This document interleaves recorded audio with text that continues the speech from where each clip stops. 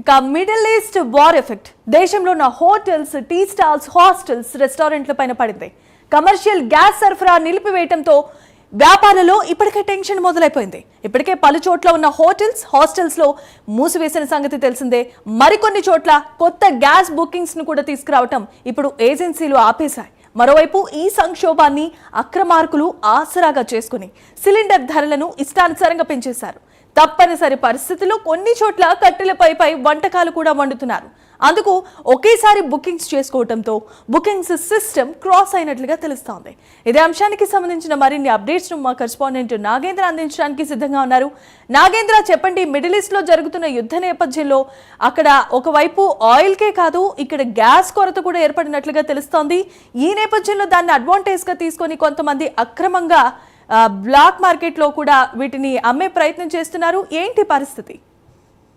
Thank you Jemimah. ముఖ్యంగా ఒకవైపు Israel, America, అదేవిధంగా ఇరాన్, ఈ మూడు దేశాలు కూడా యుద్ధానికి సంబంధించినటువంటి అంశంలో వెనక్కి తగ్గినటువంటి పరిస్థితి. కానీ ప్రస్తుతం ఆ యుద్ధ ప్రభావం ఇండియా పైన, సామాన్య మధ్య తరగతి ప్రజల పైన పెద్ద ఎత్తున ఎఫెక్ట్ చూపిస్తుందని చెప్పాలి. ఎందుకంటే ఆ యుద్ధం కారణంగా ఇతర దేశాల నుంచి రావాల్సినటువంటి ముడి చమురు కాస్త ఎక్కడికక్కడ కూడా స్టక్ అయిపోవడం, అదేవిధంగా దేశంలో ఉన్నటువంటి చమురుల నిల్వలన్నీ కూడా పూర్తిగా రోజు రోజుకి తగ్గిపోతున్నటువంటి తరుణంలో ప్రస్తుతం గ్యాస్ సంబంధించినటువంటి ప్రభావం అనేది సామాన్య మధ్య తరగతి ప్రజలతో పాటు హోటల్స్ పైన, రెస్టారెంట్ల పైన, హాస్టల్స్ పైన పెద్ద ఎత్తున ప్రభావం పడుతుందని చెప్పాలండి. ఎందుకంటే ఇప్పటికొక వైపు ఇతర రాష్ట్రాలు, ముఖ్యంగా బెంగళూరు కానీ, అదేవిధంగా చెన్నై కానీ, ముంబై కానీ, అదేవిధంగా ఢిల్లీ కానీ, ఇతర రాష్ట్రాల్లో పెద్ద ఎత్తున హోటల్స్ అన్ని కూడా కమర్షియల్ గ్యాస్ సిలిండర్ సంబంధించినటువంటి అంశంలో ప్రధానంగా ఇప్పటికే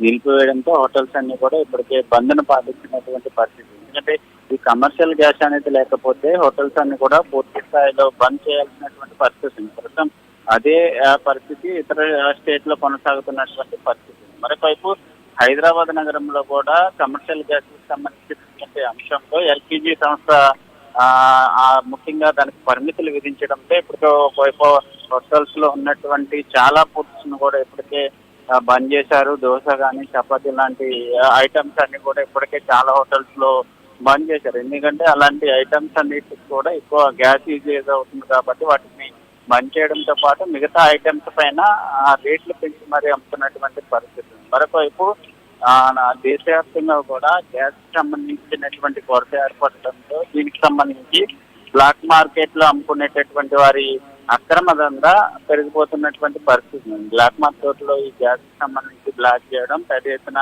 రేట్లు పెంచి అమ్ముతున్నటువంటి పరిస్థితి కూడా కనిపిస్తుంది. మరొకవైపు ఒక్కసారిగా దేశంలో గ్యాస్ సంబంధించి పెద్ద ఎత్తున కొరత ఏర్పడడంతో ప్రతి ఒక్కరు కూడా గ్యాస్ ను తీసుకునేటటువంటి ప్రయత్నం చేస్తుండడంతో ప్రస్తుతం ఆ గ్యాస్ కు సంబంధించినటువంటి సర్వర్ కూడా క్రాస్ అయినటువంటి పరిస్థితి కనిపిస్తుంది. మరొక వైపు కేంద్ర ప్రభుత్వం ఇప్పటికే ఈ గ్యాస్ కి సంబంధించినటువంటి అంశాన్ని అత్యవసర చట్టం కింద తీసుకురావడం జరిగింది. ఎవరైనా సరే గ్యాస్ ని బ్లాక్ మార్కెట్ లో అమ్మితే మాత్రం వారిపైన కఠిన చర్యలు తీసుకుంటామంటూ కూడా చెప్తున్నటువంటి పరిస్థితి కనిపిస్తుంది. మరొక వైపు తెలంగాణ రాష్ట్రంలో హోటల్స్ కి సంబంధించినటువంటి అసోసియేషన్ అంతా కూడా ఆందోళన వ్యక్తం చేస్తుంది. ఇదే విధంగా కొనసాగితే హైదరాబాద్ లో ఉన్నటువంటి 20,000 హోటల్స్ వరకు కూడా బంద్ అయ్యేటటువంటి అవకాశం ఉంటుంది. కాబట్టి కేంద్ర రాష్ట్ర ప్రభుత్వాలు ఆ దిశగా గ్యాస్ ని సరఫరా చేసే దిశగా చర్యలు తీసుకోవాలంటే కూడా ఇప్పటికే తెలంగాణ హోటల్ అసోసియేషన్ సంబంధించినటువంటి వారంతా కూడా ప్రభుత్వాన్ని కలిసేందుకు ప్రయత్నం చేస్తున్నటువంటి పరిస్థితి కూడా కనిపిస్తుందని చెప్పాలి.